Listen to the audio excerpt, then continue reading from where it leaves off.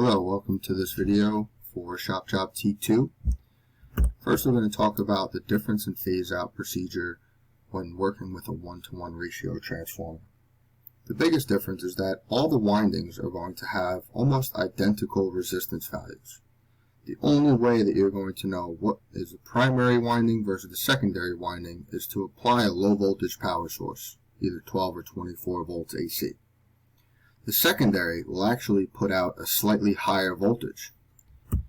The reason for this is because a 1-to-1 ratio isolation transformer on the secondary side has compensating windings.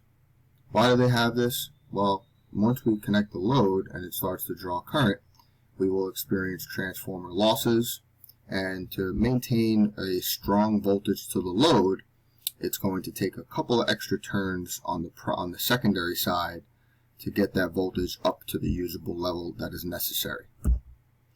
So for this one, we're using a 1-to-1 ratio transformer. What that means is each side is capable of handling 120 volts per coil, or 240 volts across both coils, applying 120 volts per coil once again. So here we will have 120 volts applied to H1 and H4. Well, we're going to put them in parallel, which means this coil has 120, this coil has 120. The secondary will also have 120 volts per coil.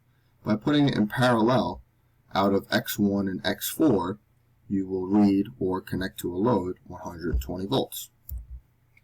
The next connection is going to put 120 volts to the primary, but then on the secondary side, we're going to use a series connection to add that voltage and make it come out as 240 volts from X1 and X4, as you see here. So 120 volts is applied to H1 and H4. The primary coils are in parallel, so each coil experiences a full voltage of 120 volts. Since the secondary is at the same ratio as far as turns, it will induce 120 volts to each coil on the secondary side.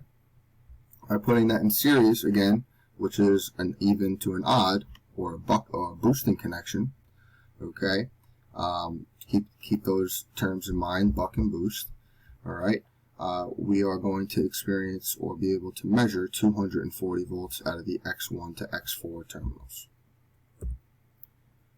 On this one, we're going to change the supply voltage. We're going to use line 1 and line 2 to get 208 volts out of our disconnect switch. By putting line 1 to H1 and line 2 to H2, we would see 104 volts per coil on the primary side. Out of the secondary side, since we're in parallel, we would get 104 volts. So by inducing 1-to-1 at a 1-to-1 ratio, 104 volts on the primary coil, we would see 104 volts on the secondary coil, and by not having that series connection, we maintain 104 volts out of X4 and X1. Last but not least, connection 4, 208 volts coming in on the primary, same thing applied to H1 and H4. In series, that will split to 104 and 104, and then in the secondary side, 104 and 104 on each secondary coil, with the coils in series will appear to add back to 208 volts. Thanks for watching.